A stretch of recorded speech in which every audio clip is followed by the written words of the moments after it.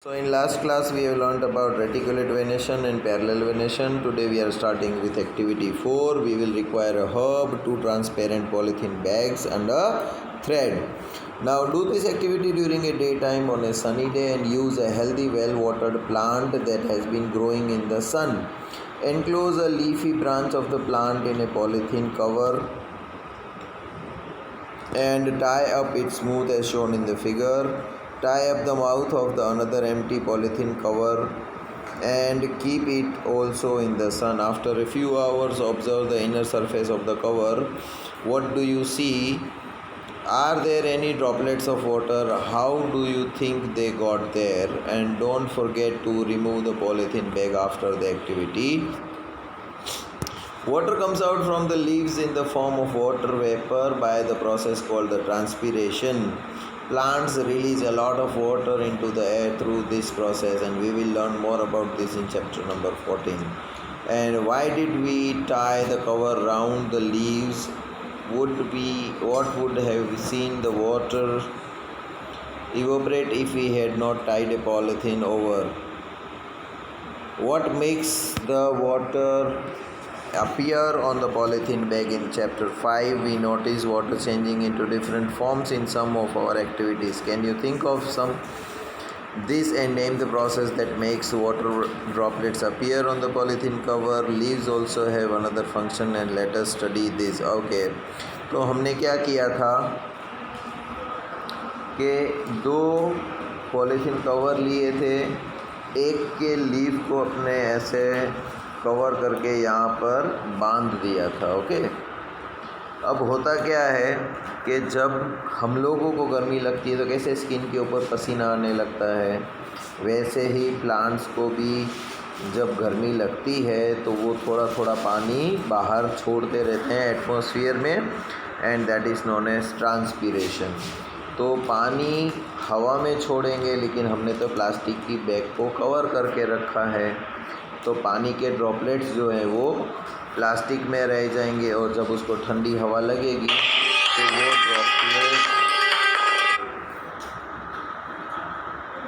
तो वो ड्रॉपलेट्स जो हैं वो पानी की बूंद बन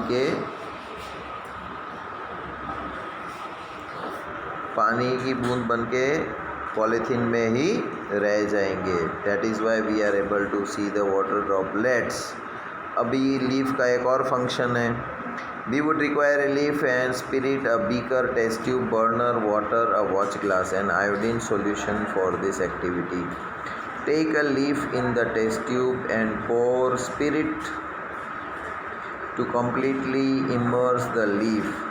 अभी स्पिरिट यानी कि आयोडीन सॉल्यूशन लिया हमने एक, ठीक है.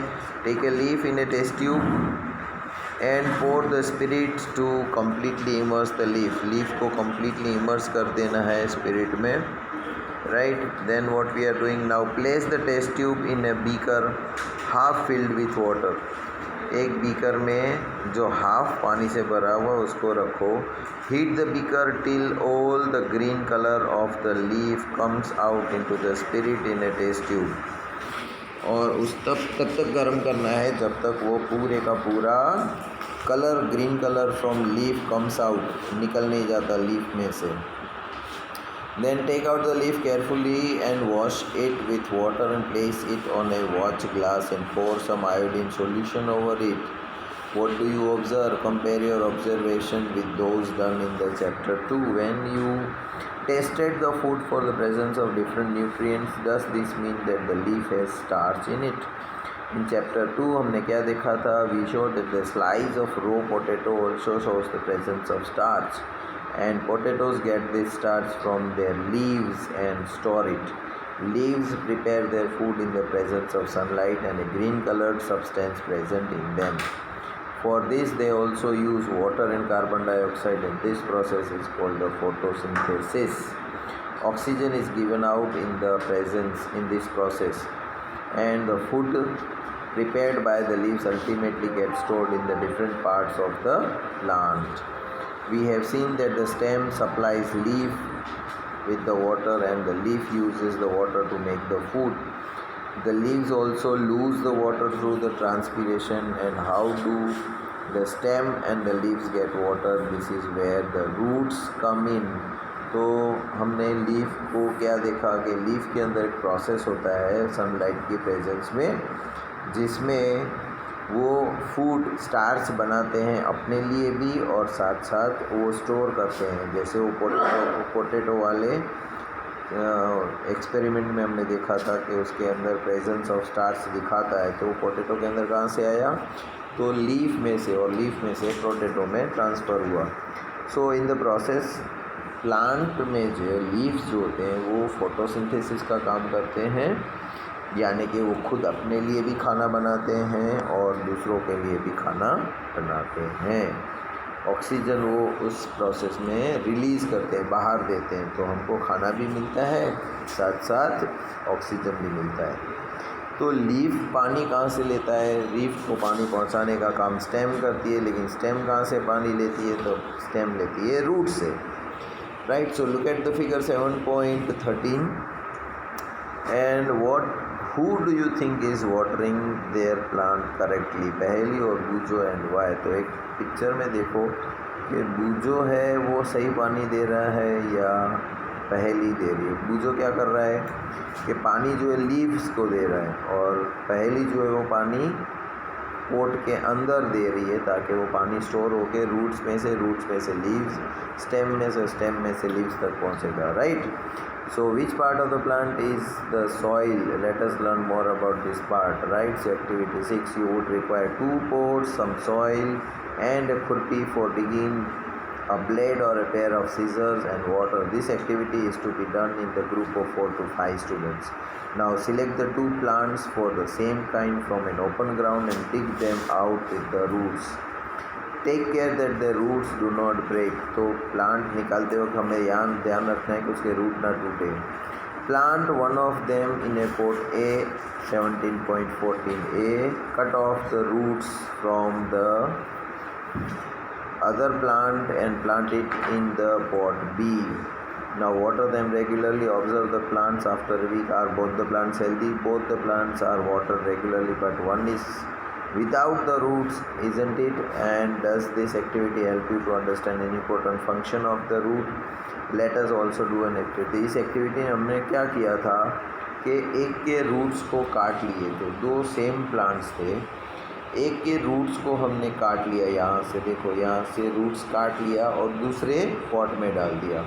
यहाँ के रूट्स तो ऐसे ही हैं, राइट। और जब हम पानी डालते हैं तो जिसमें रूट नहीं है वो पेड़ तो सूख जाएगा, राइट। और जहाँ पर हमने सिर्फ रूट्स डाल रखे हैं पानी के प्लांट के, उसको जब पानी मिलेगा तो उसमें से भी नए लीव्स और वो सब निकलना शुरू हो जाएगा।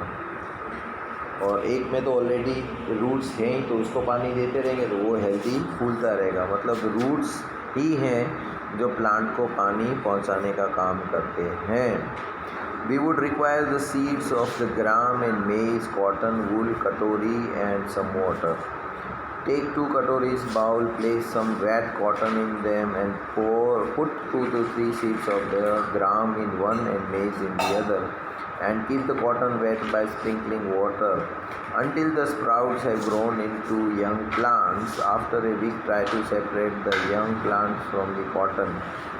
Was it easy to separate the cotton from the roots, and why? In activity 6, we could not pull out the plants from the soil, right? We dug them out. This is because roots help in anchoring the plant. अभी देखो क्या हो रहा है, they anchor the plant to the soil, and you have seen that there are different kinds of stems and leaves. Do the roots also have the variety? तो अभी हमने क्या देखा था कि कुछ दाने हमने चने के लिए थे, राइट। और एक कटोरी में थोड़ा सा रुई कपास रख दिया था गीला करके, और उसमें ये दाने डाल दिए थे और रेगुलरली पानी डालते रहे थे कपास के ऊपर, तो ये स्प्राउट हो गए थे चने जो थे। लेकिन उनके जो धागे जैसे रूट्स होते हैं वो एकदम कॉम्प्लिकेटेड तरीके से रुई के साथ चिपक गए थे। तो ये हमें ये दिखाता है कि प्लांट को रूट जो है वो पानी तो पहुंचाने का काम करता ही है, साथ साथ में प्लांट को खड़ा रखना ज़मीन में स्ट्रेट, वो भी काम रूट्स का ही है, राइट। चलो एक और एक्टिविटी करते हैं। Look at the roots of the gram plants you have pulled out from the cotton in the previous activity. Do they look like the roots shown in figure or those in the figure? How about the roots of the maize plant? Write the gram or maize in the blank spaces in the figure after matching the roots with the figure. Okay, in what way are the roots? तो जैसे हर एक plant के stem अलग अलग होती है, leaves अलग होते हैं, उसी तरह उन सबके रूट्स भी अलग होते हैं, right. In this way, in what way are the roots of the gram and maize similar? In what way are they different? They seem to be two different types of roots, right. So are these other types of root? Let us find. Go to an open ground where many wild plants growing. Dig out a few, wash them with the soil off and root and observe them. Do you find that all have either the same kind of roots?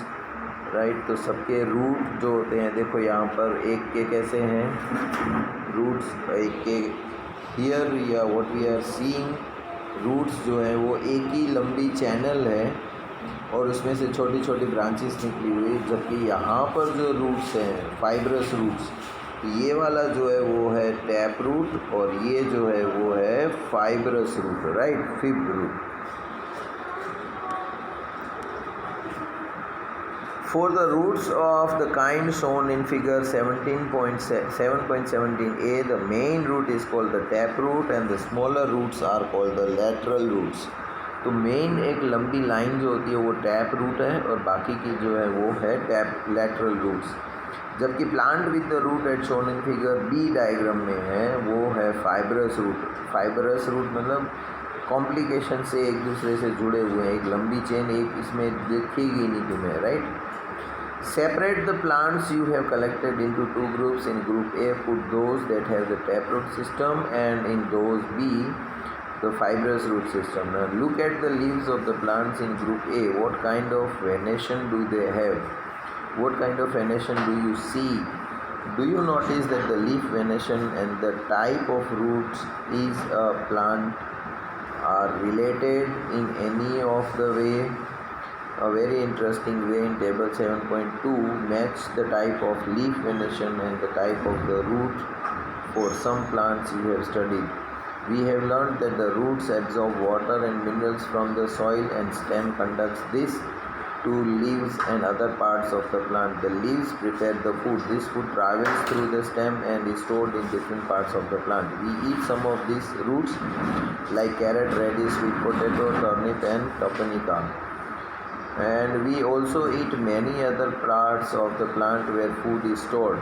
Now, do you agree that the stem is like a street with the two-way traffic? Write the name of material that goes up in the stem and that which comes down. अभी stem एक ऐसा है ना, two way traffic है, जो नीचे से चीज़ें ऊपर भी जाती है प्लांट में और ऊपर से चीज़ें नीचे भी आती है, right. In the next section we will study about the structure of a flower. तो यहाँ पर स्टेम जो है, देखो आप,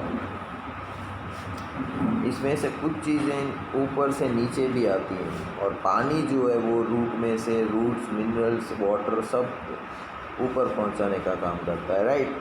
तो स्टेम जो है वो टू वे ट्रैफिक है, ऊपर से चीज़ें नीचे आती हैं और नीचे से चीज़ें ऊपर भी जाती हैं.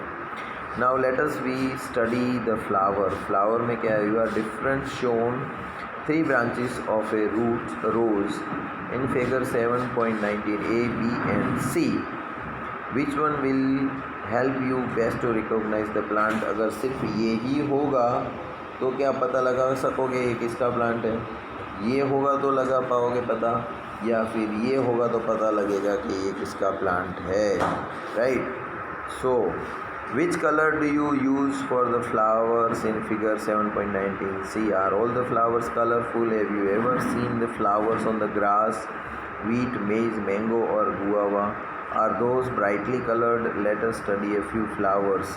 तो हर एक फ्लावर के अंदर, उसके अंदर अलग अलग कलर किसकी मदद से आते हैं. उसकी पंखुड़ियाँ जो होती हैं, उसका नंबर जो होता है, किसी किसी में ऑड नंबर की होती है, यानी कि 1, 3, 5, 7 और किसी किसी में इवन नंबर की होती है, राइट. तो ये सब हम स्टडी करेंगे इसमें. We would require 1 bud and 2 fresh flowers each of any of the following: datura, china rose, mustard, brinjal, इसमें से कोई भी। And observe the figure 7.20 carefully. क्या होगा? Look at the prominent parts of the open flower. तो flower के हमारी body के कैसे पार्ट्स होते हैं? अलग अलग, वैसे ही फ्लावर के भी अलग अलग पार्ट्स होते हैं। तो आज हम देखते हैं कि फ्लावर की आँख कौन सी है, नाक कौन सा है, हाथ कौन सा है, राइट? अच्छा, so this are the petals. Different flowers have petals of different colours. तो अलग अलग फूल की अलग अलग कलर वाली पंखुड़ियाँ होती हैं।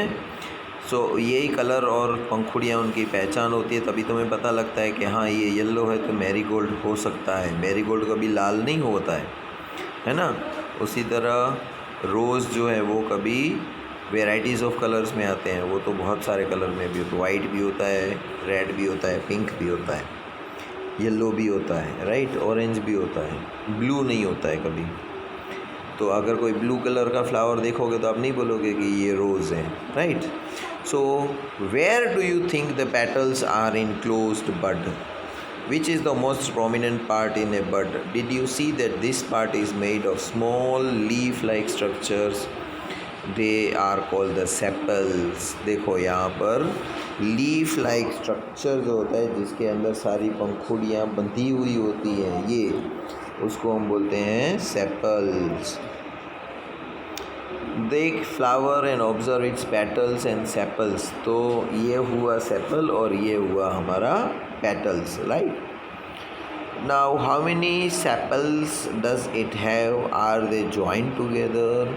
What are the colors of the sepals and the sepals? How many sepals petals does the flower have? Are they joined to one another or are they separate? And do the flowers with the joint sepals have the petals that are separate? तो कभी कभी flowers जो होते हैं हमारे पास, right, वो flower को identify करने के लिए ये वाले पेटल्स और ये वाले पेटल्स पंखुड़ियाँ और ये सेपल्स ग्रीन कलर के लीफ वो कभी कभी जुड़े हुए होते हैं और कभी कभी अलग भी होते हैं। कभी कभी पंखुड़ियाँ भी जुड़ी हुई होती हैं और पंखुड़ियाँ भी अलग होती हैं। कभी कभी सेपल्स जुड़े हुए होते हैं लेकिन पंखुड़ियाँ अलग होती है। तो so many cases are there and based on that to see the inner part of the flower clearly you have to cut it open. If its petals are joined, for example in datura and other bell-shaped flowers, the petals have to be cut lengthwise and spread them out so that the inner parts can be seen clearly. Now remove the sepals and petals to see the other parts. तो flower को देखने के लिए हमें sepals और petals को अलग अलग करना पड़ेगा. Then remove the sepals and petals to see the inner part. Study the figure 7.22 carefully and compare your flower with the illustrations and identify the stamen and pistils in your flower.